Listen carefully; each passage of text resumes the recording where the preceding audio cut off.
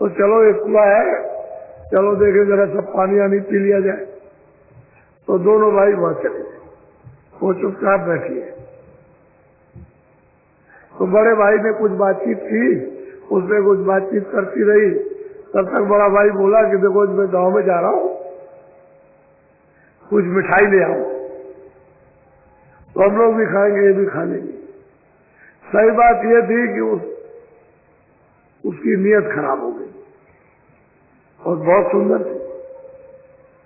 तो चला गया मिठाई लेने। तब तक उससे बोली कि देखो तुम मुझसे बात करो। कह लगे नहीं, हमारे बड़े भाई से आपने बात कर ली है, अब मैं आपसे कुछ बात की। चले क्या कहा, क्या बात कर ली, हमसे बात करो। मैं एकदम से बिगड़ करके उसने फाड़ दी, ये कपड़े फाड़ दिए और ऐसे बैठ गए। तब तक वो बड़ा भाई उधर से आया, देखा कि सब कपड़े फटे हुए। तो किसने फाड़ दिए, किसने बस उसने निकाली उसमें से तलवार, उसके झोले में थी छोटी वाली, उसने भी निकाली और मारा उसने भी मारा। तो उसके भी लगे हुए, दोनों मर गए, दोनों मर गए। देखिए माया करूं। और वो तो ये सब खत्म हो गया मामला। वो राजा देख रहा था, वो सब इसकी करतूत को देख रहा था और बड़ी तेजी के साथ चल दी। तो नदी का किनारा आया, वहां नाव लगी थी। मल्ला आवाज दे रहा था कि बाहर जाने वाली कोई हो तो आ जाओ। उस पर लोग बैठ गए। तब तक फौरन भेष बदला और सापिर मच गई। अब नाव तो छोड़ दी, अब सापिर बन गई। तो कभी इधर कभी इधर, तो सब लोग कोई इधर कोई उधर, कोई इधर भगा कि सांप आ गया, सांप आ गया। तब तक एक तरफ हो गए सबके सब, और वो नाव डूब गई। ये सब राजा देखा। देखो फौरन मतलब ये कि वेश बदल दिया और नाव में चढ़ गई।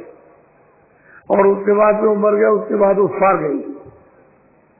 तो ब्राह्मण का भेद बना लिया, तिलक लगा लिया और बैठे हुए। तो राजा गए उस पर, कहा भाई मैंने तुम्हारा ये सब कुछ देखा कि तुमने ये किया, तुमने ये किया, तुमने ये किया। चले भाई मैं कुछ नहीं करता हूँ, मुझे जो उसका हुक्म होता है वही करता हूँ, उसके हुक्म को बजाता रहता हूँ, मैं कुछ नहीं करता। चले अब क्या करो, चले ये नियम बताए क्या करेंगे। लेकिन तुमने तो देखा कि वहां क्या किया, यहाँ क्या किया, तो क्या करेंगे। फिर ये अब मैंने जो ब्राह्मण का भेद बनाया है तो क्या करूंगा, तुमको नहीं बताऊंगा, मुझे जो हुक्म देगा वो करूंगा। कहने का मतलब एक माया छाया अपने अपने कर्मों का किस तरह से मुजरा कराती, हिसाब ले लेती है। इसीलिए तो कर्म क्षेत्र मैदान है कि आप जो कर्म करोगे सब आपको भोगना। और बिना महापुरुषों के इन कर्मों को कोई नाश नहीं कर सकता। महापुरुष ही नाश करेंगे, दूसरा कोई कर ही नहीं सकता। क्योंकि कहाँ इनका खाता लिखा हुआ है वो महापुरुषों को मालूम है कि वहाँ क्या क्या कर्म है, उनको तो पता है।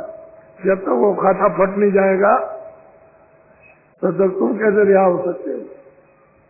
इसलिए आप जो प्रार्थना लाते वक्त में आपने की है कि हम शाकाहारी रहेंगे, तो बिल्कुल पक्का कि जो कुछ भी हमने अभी तक किया भूल में जैसे भी, वो तो हमने कर लिया। अब हमारा वही समझिए जा, हम नहीं करेंगे। क्यों आप क्यों करते हो, क्यों किसी को मारते हो, चाहे गाय हो, चाहे बकरी हो, चाहे पशु हो, चाहे पक्षी हो, चाहे बच्चा हो, चाहे बच्ची हो, चाहे स्त्री हो, चाहे पुरुष हो, सबका बदला आपको देना, कोई भी नहीं बच सकता। ये राजा लोग कत्ल कराते हैं और फौज लड़ जाती है और ये करा लेते हैं अपने स्वार्थ के लिए, क्योंकि राजा को बचने वाला वो भी नहीं। वो ये कहता होगा नहीं हमने तो नहीं किया, वो तो लोगों ने किया, वो कुछ नहीं, वो तो भोगना सजा कोई बचेगा। इसलिए कहते हैं सब करो तो राज का प्रलोभन के अच्छा राज ले लो, तो राज ले लिया तो फिर आपने भोगे नरक को चले गए सीधे। इसमें गुंजाइश की बात नहीं। और सब करो त्याग करो। अगर वो कहे कि राज ले लो तो वह हमको राजनीति कम वाली, सब उधर जाओगे। ये छोटी छोटी चीज हो फौरन टूट पड़े। गिर गए अपने को, बस अपने को खो गए। और अरे कुछ त्याग तो होना चाहिए, कुछ क्यों दूसरे की चीज लेते हो? अपनी मेहनत करो, उससे शरीर का जब प्रारब्ध आपकी बनी हुई है तो दूसरी चीज क्यों लेते? आप अपना मतलब मेहनत कीजिए, मेहनत से शरीर का पालन पोषण तो उसकी किस्मत बनी हुई है, वो तो उतना उसको मिला ही है।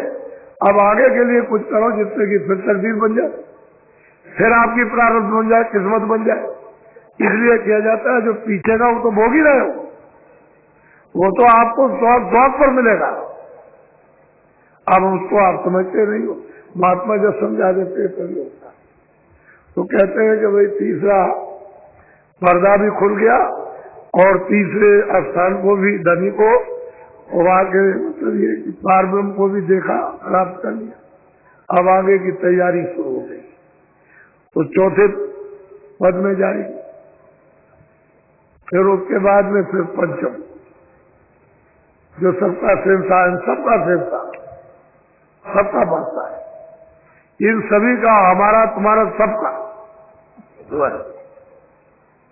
इस तरह से रास्ता, और वो नाम का रास्ता है, दूसरा कोई सड़क नहीं। नामी से आए और नामी से वापस जाओगे, उसी से उतर के, क्योंकि दूसरा तो मंडल में कुछ है ही नहीं, जिस मंडल में जो वही नाम।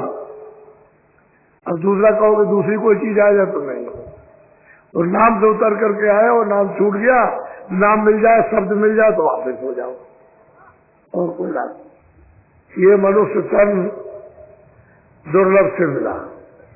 कितनी पूर्व में तपस्याएं की आपने, कितने दान पुण्य, कितने अच्छे नहीं कहा, तब आपको मिल गया होगा।